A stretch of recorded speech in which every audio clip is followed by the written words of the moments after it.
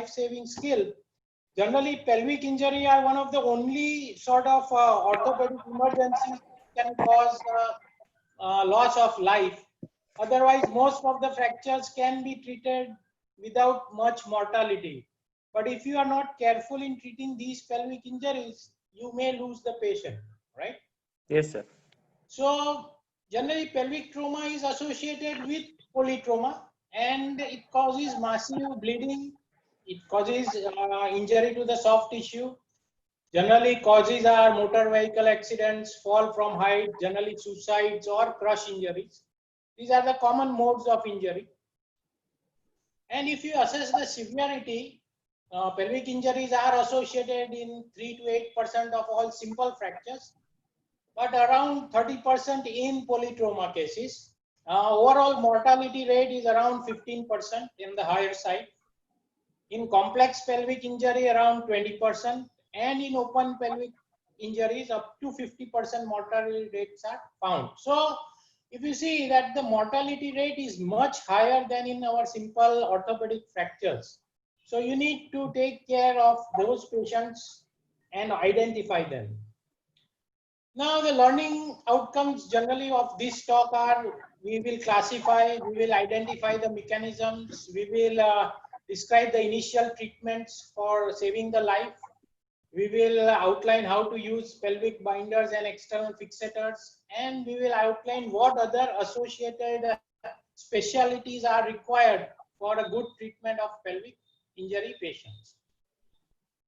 Now, if you look, generally the pelvis is attached to the axial skeleton. There is no bony there is no bony joint, but the joint is an ligamentous joint.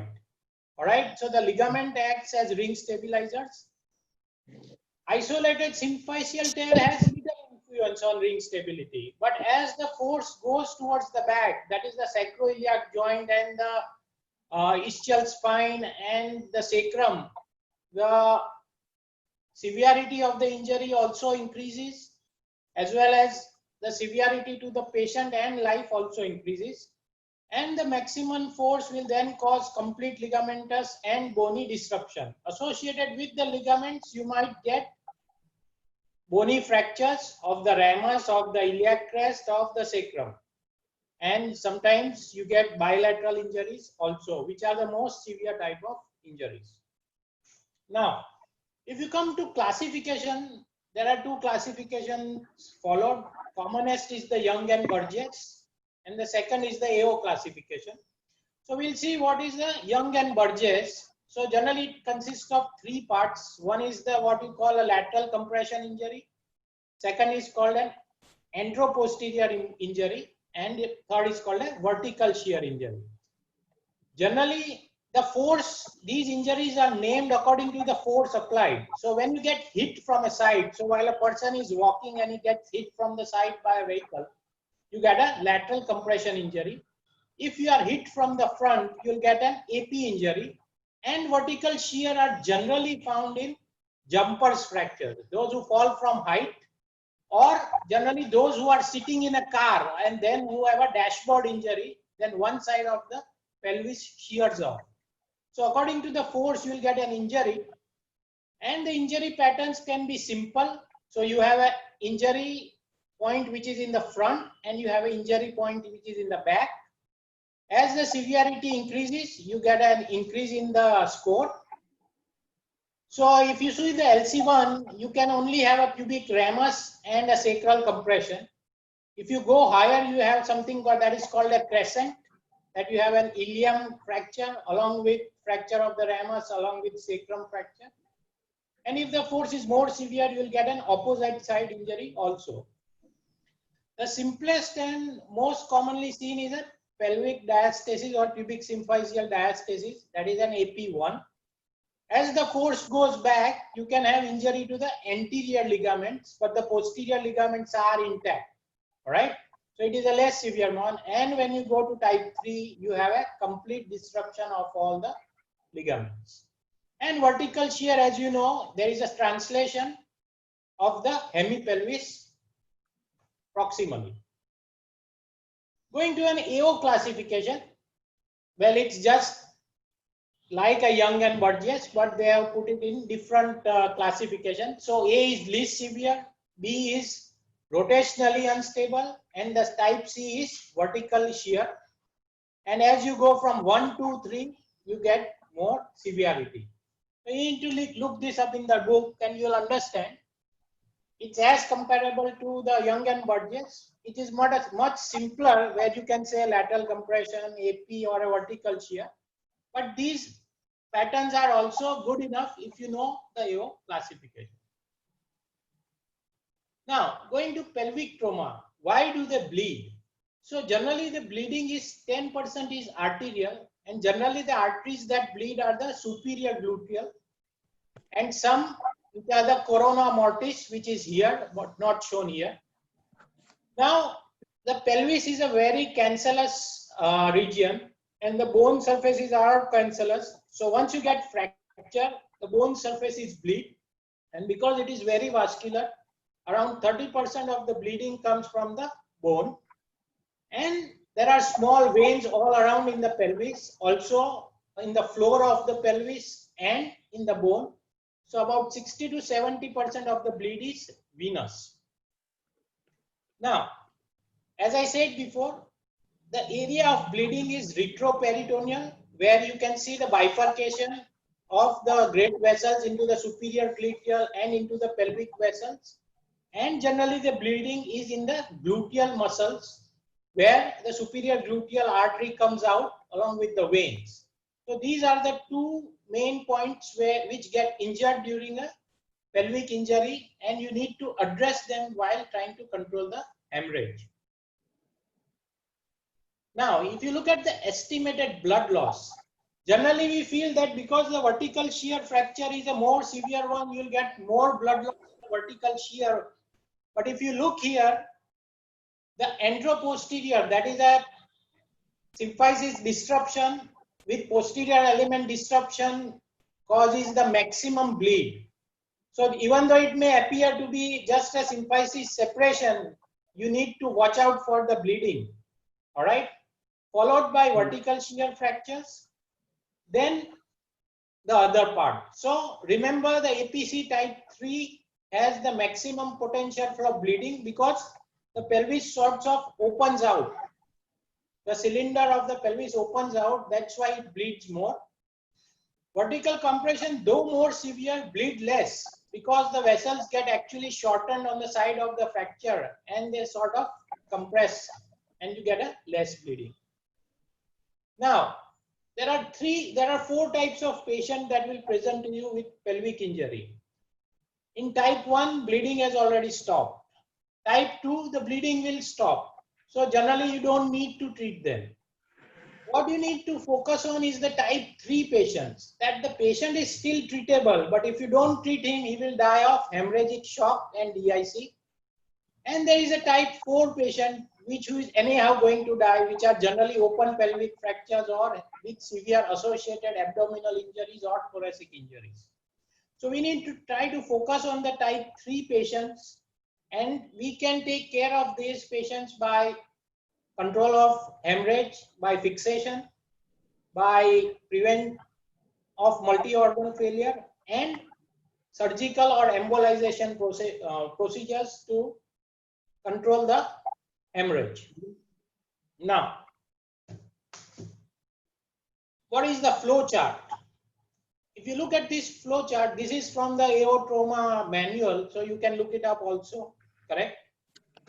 So the flow chart goes according to the type of bleeding, and according to the bleeding, you need to look at the flow chart and plan your treatment. And if you don't get further control, you might need further operative or angiographic interventions. So we'll come to that later, but we'll just see this. So what is the emergency department assessment when you get a patient? So you look for pelvis asymmetry or bruising. You look for limb length discrepancy, generally in vertical shear fractures. You look for lower abdominal bruising, generally in run over cases. Bleeding from the orifices. so that you can know there is a urethral injury. So maybe generally seen in anteroposterior compression type injury. You can see hematoma of the scrotum. Rectal examination and per vaginal examination, where sometimes you may be able to palpate bone which has displaced, and a neurological examination in which there might be neurological deficit in the lower limb, generally seen in vertical shear fractures where the sacral foramen are injured and the nerves are cut. So you can do a push-pull test, you can do a compression distraction test in the emergency, just one person, not many persons. And generally the fast examinations are X-rays and CT scans. MRI and angiography can be done once the patient is settled. Now, acute assessment in radiology, you need an AP pelvis, you need an inlet view and an outlet view. Mandatory examinations are a 2D CT with 3D reconstruction, and if you suspect urethral injury, you might need a retrocystogram to know where the dye is going. Now, along with the primary injury, when you see a lateral compression injury, the viscera may be injured on the side which you are injured. So if you have a right-sided injury on the pelvis, you might have an associated liver injury and an ascending colon injury. If you have a left-sided injury, you might have a splenic tear, you might have descending colon or the left kidney injury, all right? And a left hemoneurothorax, okay? When you have an AP compression injury, look for urological injuries and hemorrhage, as we had talked before. Now, how do you resuscitate these patients? So you need to take 2 large bore IV lines or a central venous line if somebody is available to take the line for you. You need to treat aggressively coagulopathy as well as shock. Generally, for infusion, the ratio is packed cells, fresh frozen plasma and platelet-rich plasma in the ratio of 1:1:1. You might need to supplement by vitamin K and tranexamic acid. Prevent hypothermia and metabolic acidosis. So this is the keystone for treating shock and hemorrhage. Now, this is another chart taken from the AO manual. The pulse is a guide to whether he is hemorrhaging or not, right? So if you have a pulse greater than 100, but there is no hypovolemia, no head injury, then you can still continue with your line of management. Right? If you have a pulse which is greater than 120, so he is very tachycardic, then you know that, and his BP is low. A high pulse rate with a low BP means you need to transfuse. An even higher pulse rate with a very low BP means you need to do aggressive management of hemorrhage as well as prevention of DIC. And even after that, if he is not responding, then you need to undergo what is called damage control surgery. You need to take care of pneumothoraxis, laparotomy if indicated, or pelvic packing or embolization to save the patient. Now, this is a Denver protocol, but why I put in this here is, just like before, but the main point is here, you need to play well with other team players. So if you are in a hospital, once you get a pelvic injury, you need to inform your associated general surgeon, your orthopedic surgeon, your blood bank residents, your radiology fellows. All right. You need, if you have an intervention radiology suite available where you can do angioembolization, get him ready, which you might need in a later stage. So how do you stabilize these fractures? So the primary thing that you can do for stabilization is something that you call a pelvic binder or sheeting. It's a non-invasive, but it's an external fixator, if you call it. And there is something that you put in pins, and that's called an invasive external fixator. Now, simple way for sheeting is you take a bed sheet, cover it like this and clamp it with 2 artery forceps. You don't need to tie a knot. Apply artery forceps after you have sheeted it like this, right? And it will act as a binder. The point to be taken care of is it should extend from the ASIS to the greater trochanter. The greater trochanter is the point which will exert the maximum force in compressing. So here an example, this is a case of open book fracture before sheeting. After sheeting, you can see that it has closed down.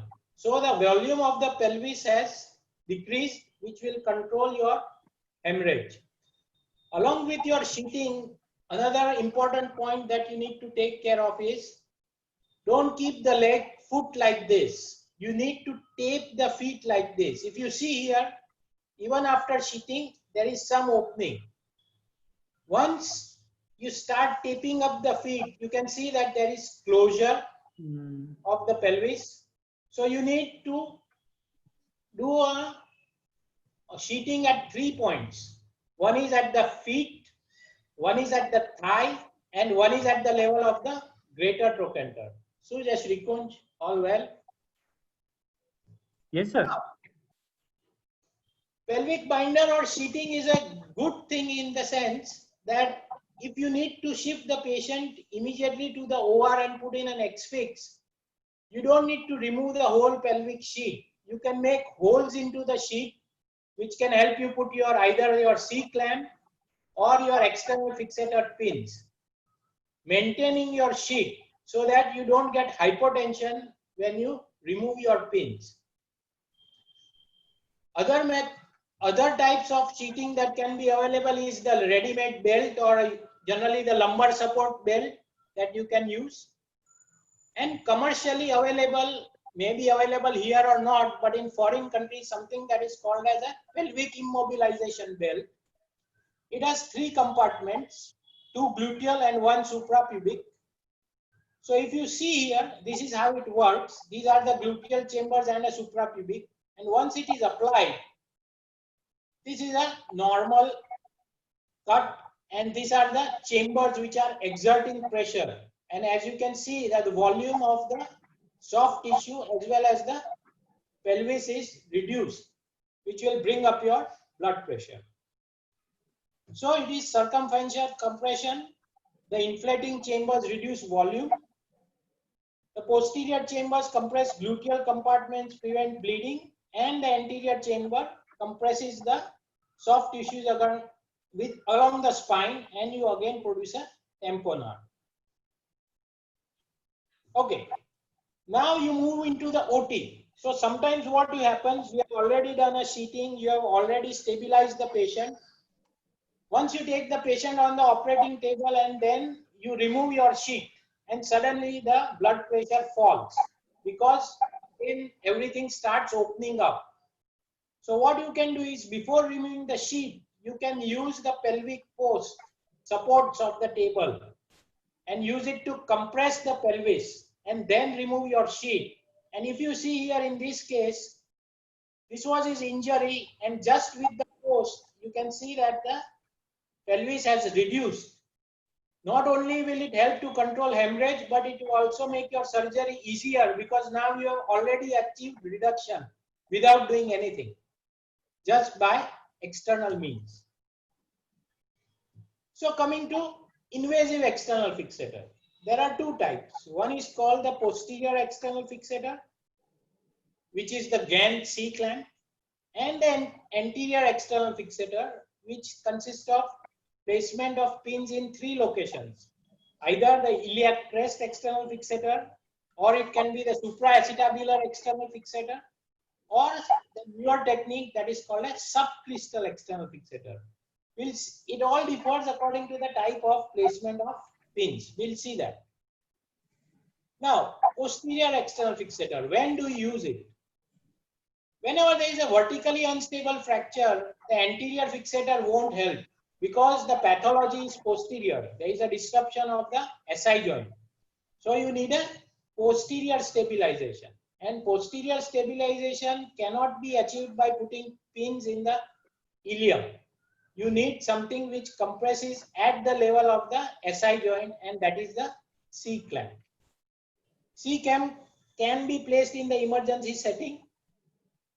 The point of intersection is you draw a vertical line down from the ASIS downwards, and you draw a line along the shaft of the femur, and the point of intersection is the point where you will place your pin for the C clamp. All right, that is somewhere here where there is a transition of the surface of the external surface of the ilium. Here you can see there is a vertical surface, and if you follow the artery, it starts to move externally. So the junction is generally the point. So this is a C clamp application, and it will close down the posterior surface. Anterior external fixator, it is done in patients with anteroposterior compression injuries, but vertically stable fractures. So according to the pin, there are three types of frame. First is the routine, that is called the iliac crest type of fixator, where the pins are placed on the iliac crest. Type B is where the pin is placed on the supraacetabular trajectory. This is the strongest fixator because you get the strongest bone here. All right.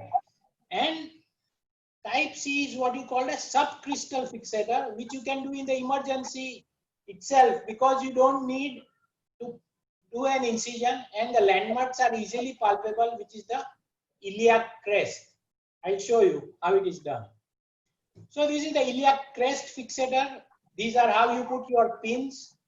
You put an incision on the iliac crest, and the pins are passed between the two tables of the ilium. This is how you pass the pins at the junction of outer 2/3 and inner 1/3, and the pin is along the table between the inner and the outer table. So this is how you do a iliac crest fixator.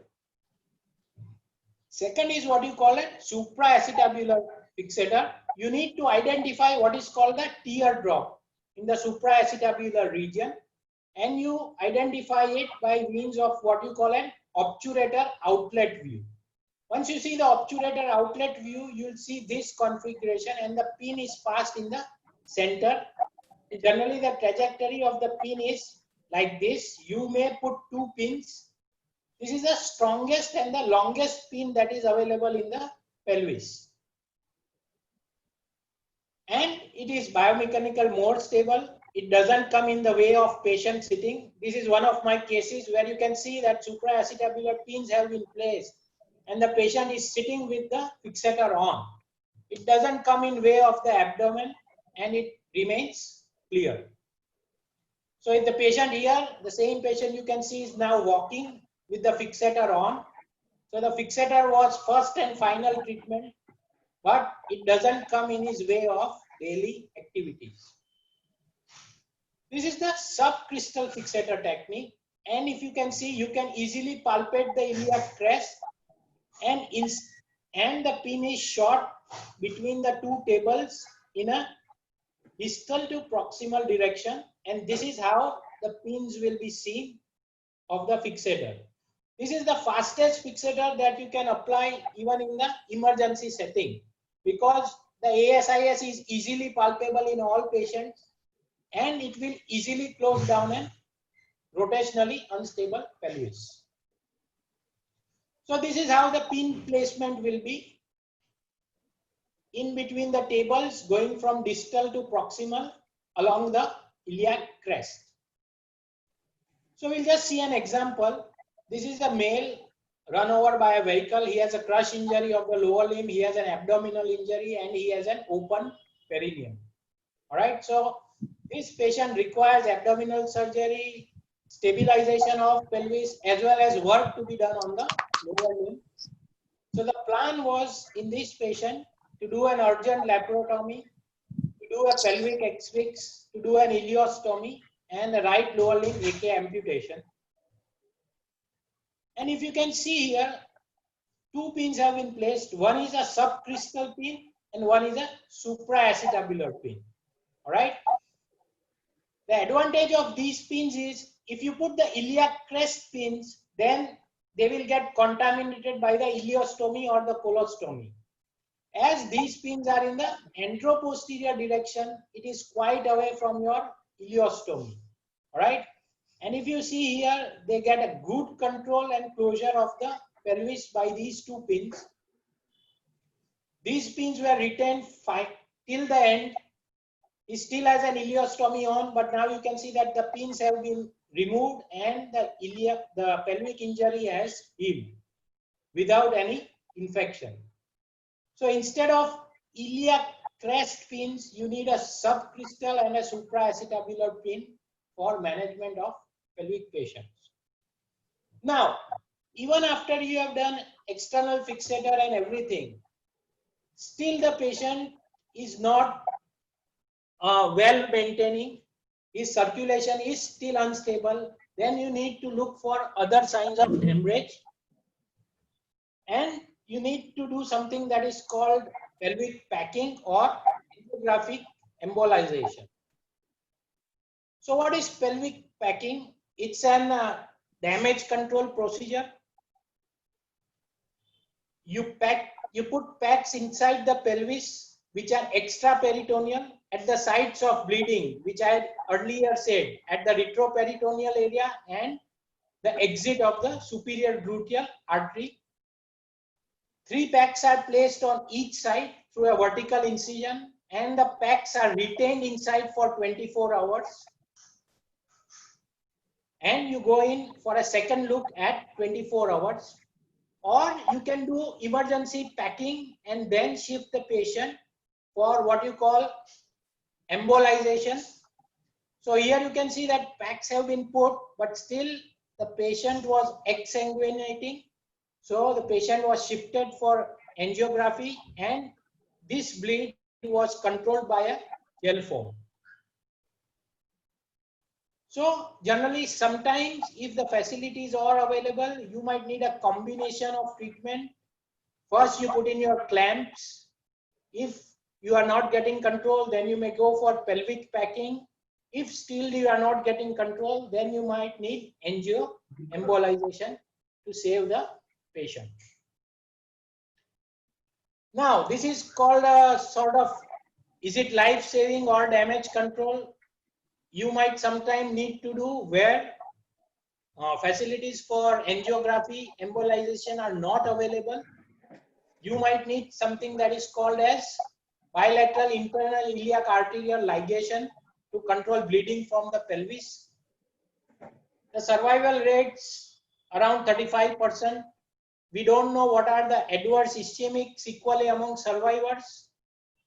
And it is a useful damage control approach where the bleeding is not controlled.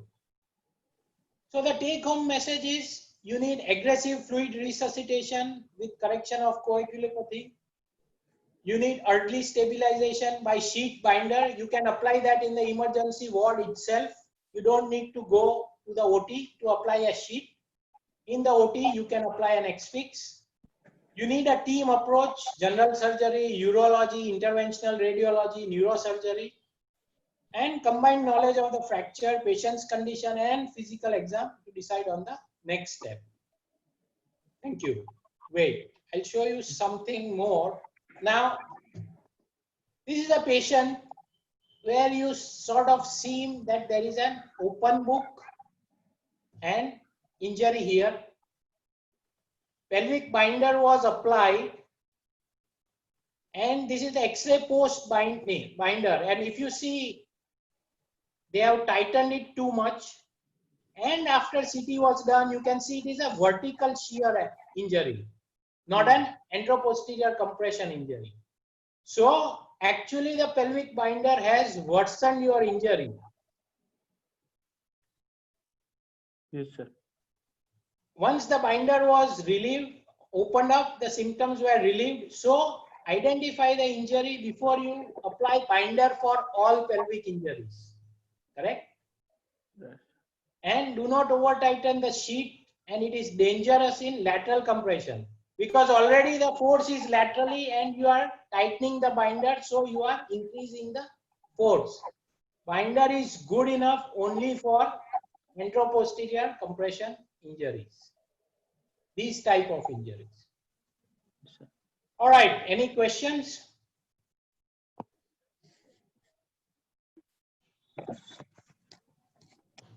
Question from any resident? Any questions from the residents before we move on to the other talk? I think no, sir. We Right. can move to the other talk. Yes, sir. All right, let me just have some water. We'll go move on to the other talk.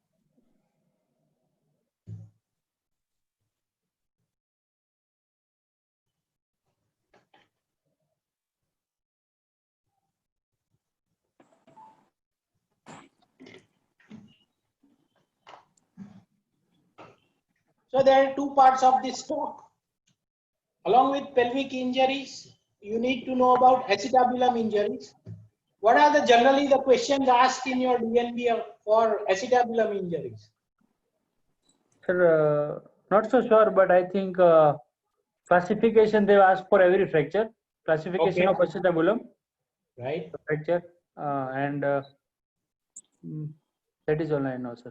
Okay, so this, as I said before, this talk may not be important for your exam, but this is important for you to know.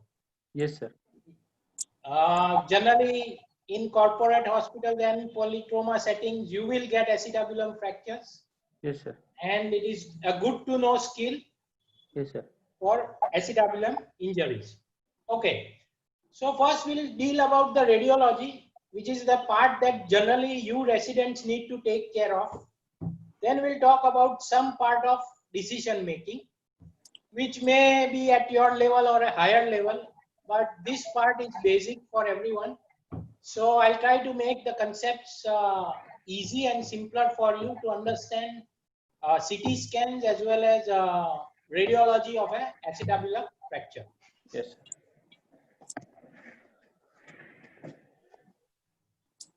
Okay, so what does the surgeon want to know? Immediately, he wants to know if there is a hip dislocation, whether the femoral head is inside the pelvis and is articulating with the joint or with cancellous bone. Preoperative, what does he want to know? He wants to know classification, he wants to know stability, he wants to know impaction, incarceration and comminution. He wants to know whether there is femoral head impaction, whether there is femoral neck fracture or not. Intraoperatively, what does he want to know with radiology? He wants to know the screw direction, he wants to know the implant position and percutaneous screw angles. Post-operatively, what does he want to know? He wants to assess the quality of reduction. He wants to assess whether there is hardware in the joint. And in the late post-op period, what does he want to know? He wants to know healing. He wants to know infection. He wants to know AVN, arthritis, and HO. So it may seem a simple X-ray, but you need to find out all these things from a simple X-ray. So we'll take one thing at a time. So Letournel gave the two-column concept for acetabulum. The acetabulum is formed by two columns. The anterior, that is starting right from the iliac crest down, and the posterior column. Right. So this is a two-column concept, a Y-shaped column which supports the articular cartilage. The general classification by Letournel was the primary fracture lines, which are called the anterior wall, posterior wall, anterior column, posterior column, and transverse. These are the primary fracture lines. And he had 5 associated fracture lines, which are a combination of these primary fracture lines. So you have a both column fracture, you have a posterior wall with a column fracture, you have a transverse with a posterior wall fracture, you have a T-shape, which is a variant of a transverse, and you have an anterior column with a posterior hemitransverse. So these are the associated fracture lines. So Letournel gave 10 classifications, primary and associated. Now coming to the AO classification, as the AO classification is ABC 1, 2, 3. This is the AO classification. Type A is partial articular. It can be one column, so posterior wall, simpler. Then severe is posterior column and anterior fracture. Type B is partial articular, so half the articular surface is gone. Those are generally the transverse fracture, which can be denoted again into with a pure transverse or a T fracture if the obturator foramen is cut, and you can have an anterior column with a posterior hemitransverse. And type C is where the complete articular fracture with a high variety, a low variety, or involving the SI joint. This is what you say, this is the involvement of the SI joint. So this is the comprehensive classification according to the AO manual, right? Yes. Generally, you just need to remember this. This is a need to know for classification. And if you really need to classify for documentation purposes, this is how you will classify. Now, coming to imaging, 5 X-rays are needed. Pelvis with both hips. The Jude views, that are the obturator and iliac view. Inlet and outlet views. You should include both hips as well as the lumbosacral junction. Get a lateral view of sacrum in pelvic injuries. And the gold standard now is a CT scan with 3D reconstruction. All right. If you don't have the facility in the periphery, if you just need to make a decision, you need to get these 5 X-rays. But before you go for operative intervention, you must get a CT scan with 3D reconstruction. So what will you see with on a plain pelvis with both hips? The plain pelvis with both hips tell you a lot of things. This is what you call your superior dome.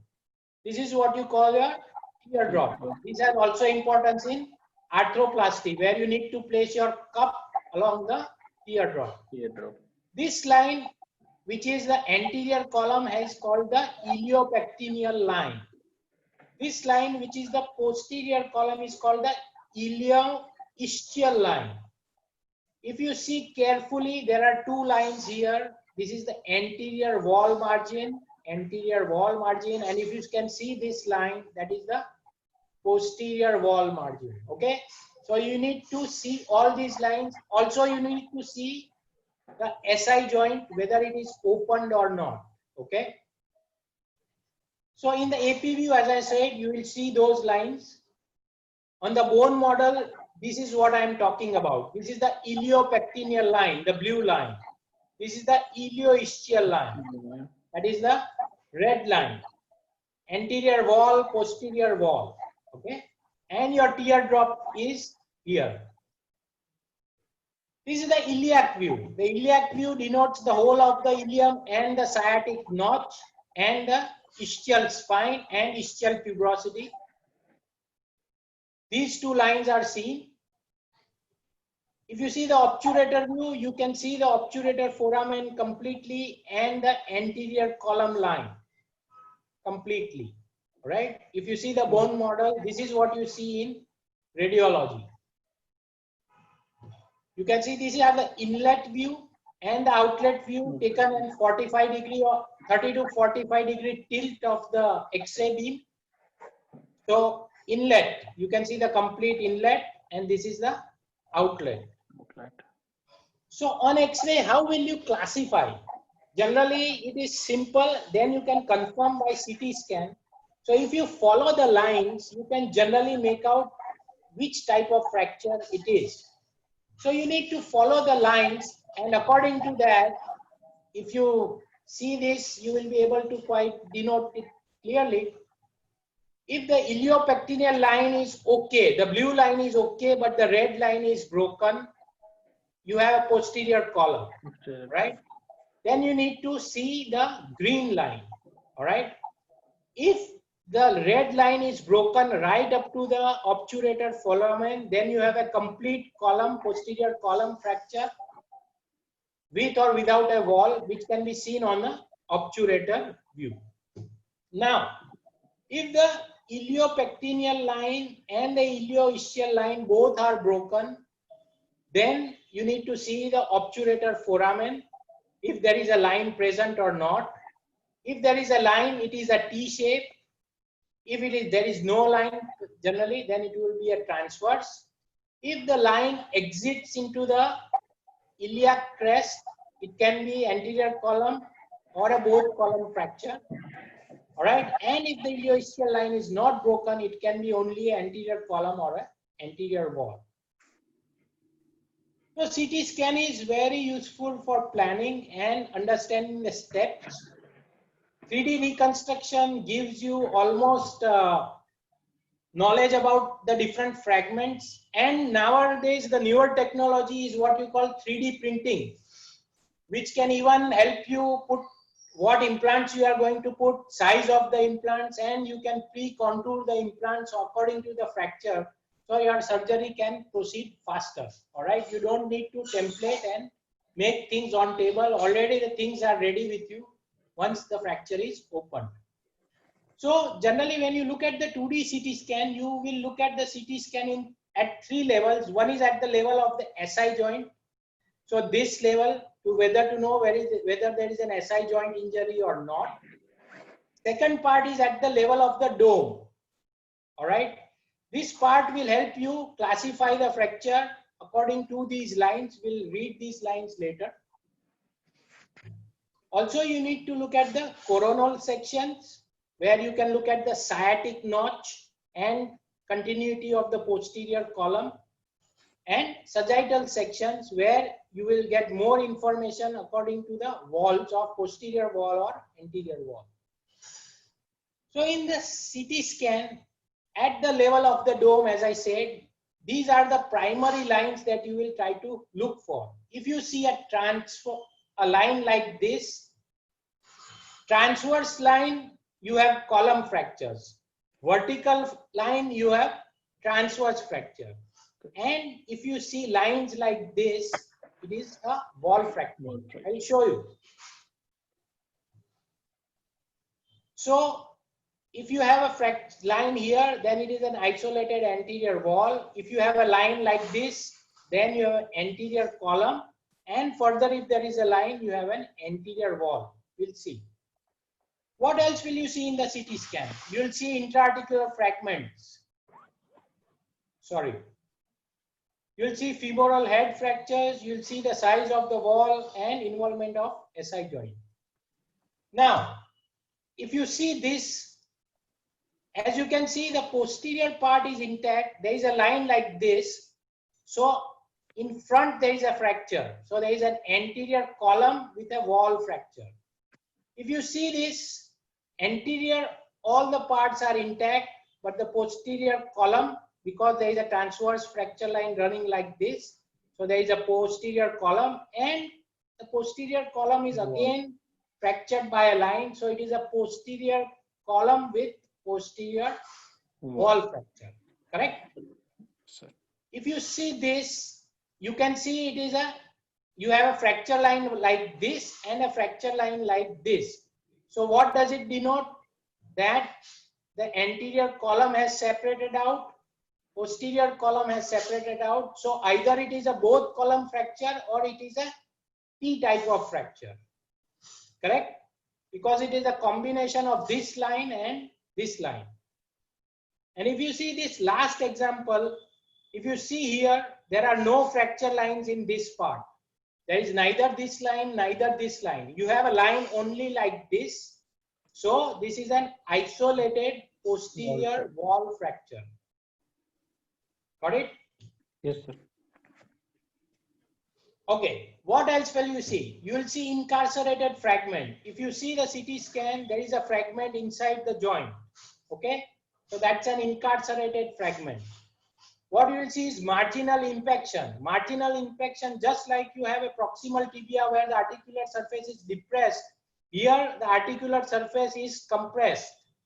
If you see the head, the articular surface should be like this, curvature should be like this. Instead, it has been flattened out. And this is called a marginal impaction. then you need to look for a spike in the sciatic notch. Why? Because you can get a superior gluteal injury, and if you open it up, you might get a hemorrhage. And you need to look at the other associated fractures. So this is what you call a concept of a marginal impaction. This piece has been marginally impacted. If you see the wall, once you lift the wall, you can see this articular surface which is facing towards you.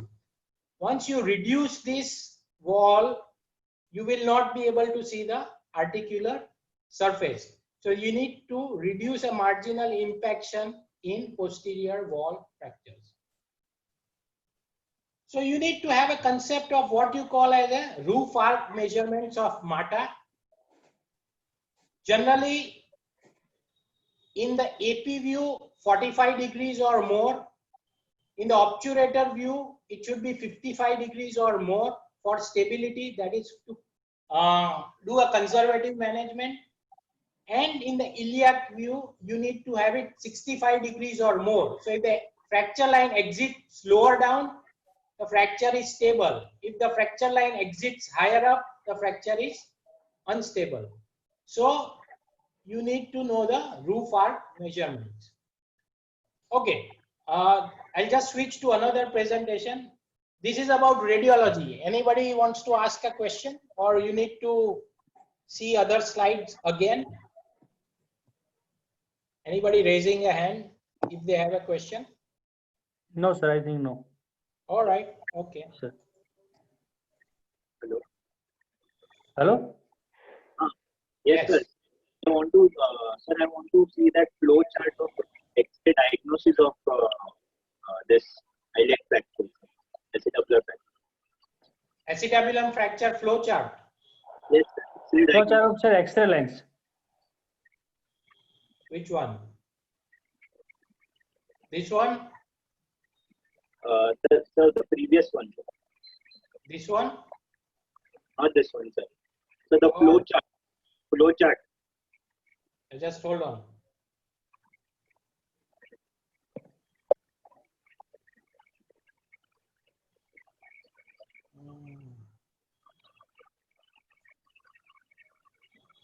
No, this is management. Just hold on.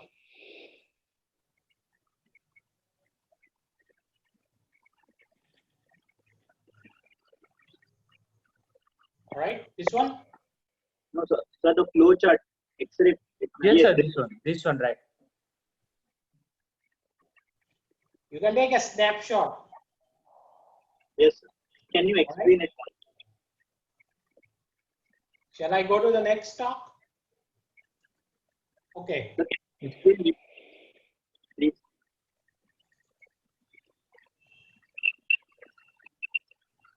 So now we'll come to fixation principles. Yes, sir. You have already classified, you have already done the primary management of acetabulum fractures for resuscitation are same as pelvic injury.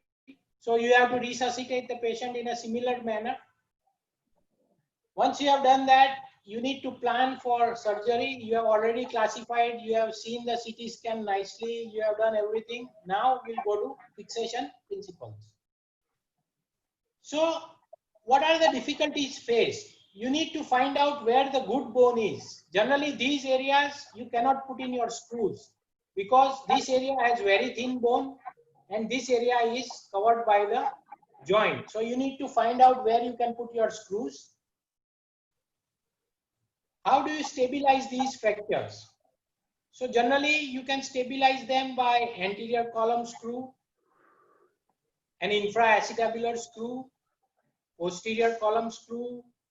You can put a plate on the brim. You can put an intrapelvic buttress plate. You can put an encerclage wire. Now, screw directions are also important. The screws should travel according to the bone. All right. Pelvis is not a simple bone. You need to understand the lie of the pelvis. Generally, remember 45 degrees.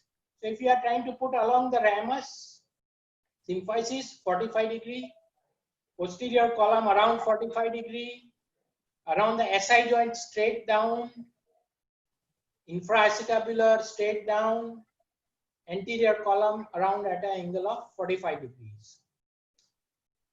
Now we'll see some cases. If you see this case, it's a posterior wall fracture, Wall fracture. right? Posterior fracture dislocation, a large piece of the posterior wall. You can see here, posterior wall, there is no fracture line here, neither there is a fracture line here, there is a fracture line like this. So it is a posterior wall, large piece of posterior wall. This you need to draw onto the pelvis before you plan. You can do now what you call a 3D printing, so you can get the exact fractures. So you'll need an interfragmental screw there. You'll need what you call a spring plate. All right. Spring plate are plates where here you can't put any screws because it is very thin and the screw will go inside the joint. So you need to buttress something like this which has prongs which will just go into one cortex and hold that piece in place. So you put 2 spring plates and you will do a double buttress over those spring plates by an additional plate which will reinforce your construct. So this is the planning and this is how you will do a fixation as per your plan. An interfragmental screw, 2 spring plates and a large additional plate reinforcing your construct. Now, if you look at this, it is a posterior column fracture. All right. Anteriorly, there is a wall, but it is insignificant. This ramus can be disregarded. This is the culprit. What do you see here? It is going inside the sciatic notch. So what you should suspect, it will have probably a superior gluteal artery injury. It may or may not have. So you need to take care of it while doing an surgery. So how do you plan it? This is how the fracture line looks. So because it's a column fracture, you need to do a double stabilization. So you can put a small plate to reduce it first. Then you can put an interfragmental screw to compress. And then you can put another large column plate to reinforce your fixation. So the same principles have been applied. That's your interfragmental screw, a small plate first and a larger plate on top to get your construct okay. Now, this is what you call a transverse fracture. Okay, this is iliopubic line and ilioischial line. Both are broken. The obturator foramen is not broken. Correct. So it is a transverse fracture line. So what you need to do is you need to fix both the anterior part as well as the posterior part. So an anterior column screw is placed first using the obturator view. So that is your anterior column which is fixed by that screw, followed by reinforcement of the posterior column by a larger plate. This is how you will fix a T-type or a transverse fracture. Okay, coming to fractures which are low anterior column with a quadrilateral plate fracture. Okay, if you see here, the anterior column is fractured, and if you see from inside, the quadrilateral plate is also fractured. So for these fractures, what you need to do is you need to buttress the quadrilateral plate by something called a internal spring plate, and you need to take care of the anterior column by what you need to call a plate which is called a brim plate, which is placed over the anterior column. So this is how the internal spring plate acts. A plate has been put where the quadrilateral plate has been captured by it. If you can see this fracture, it has now been reduced and a plate has been put along the column. So this is how you started pre-operatively, and this is how you end post-operatively. As you can see now, there is a congruent joint. That's a 1 year post-op of the same patient, and is function. Now, what do you call posterior column screws? You can see this is a both column fracture. So you need to put a plate and you need to capture the posterior column also. These are the trajectory on a dry bone. And if you can see, these K wires are passing right into the posterior column, correct?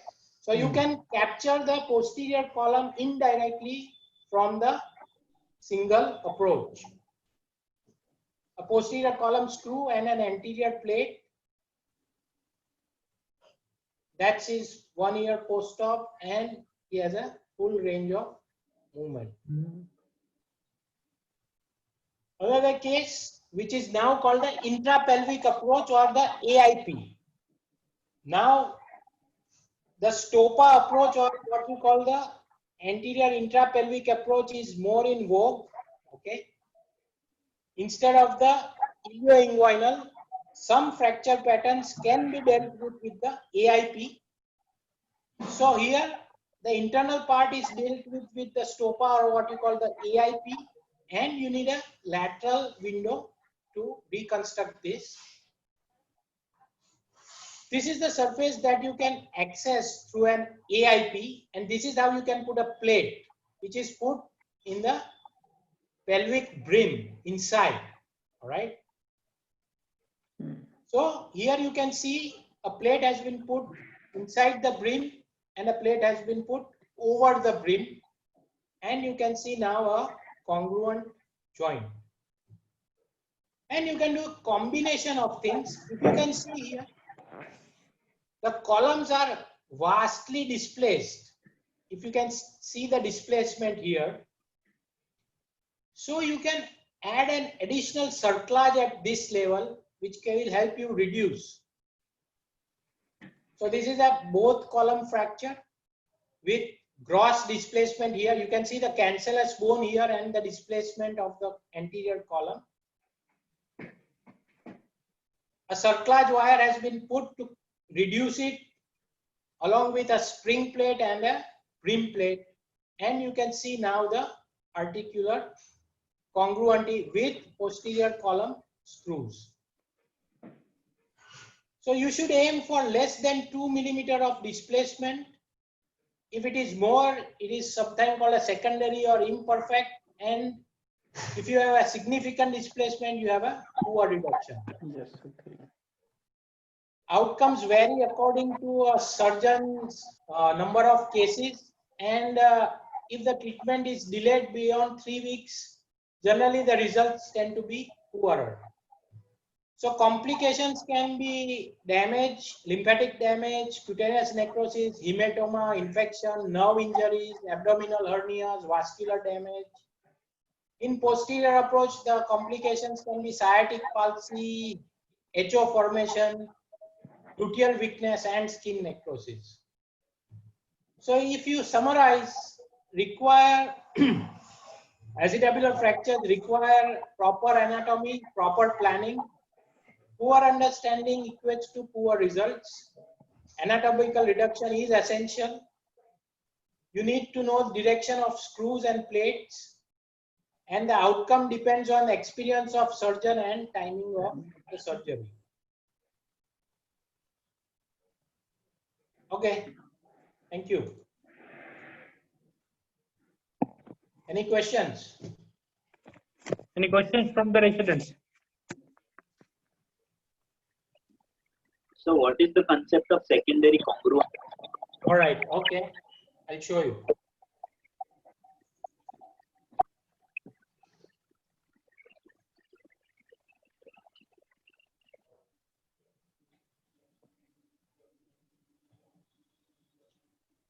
All right, now if you see this, the head is congruent with the articular surface, but the articular surface is not congruent with the ilium. This may get a good outcome because the articular surface are well aligned, but the pelvis may appear to be mal-reduced. That is called secondary congruence. Other thing is, generally in T type of fractures, the columns are, the articular surface is still reduced on the head, but there is a gap between the columns, but still they might get a good outcome because the columns stay reduced onto the head, which is called a secondary congruence. Okay. Yes. Thank you, sir. What else? Any residents have questions?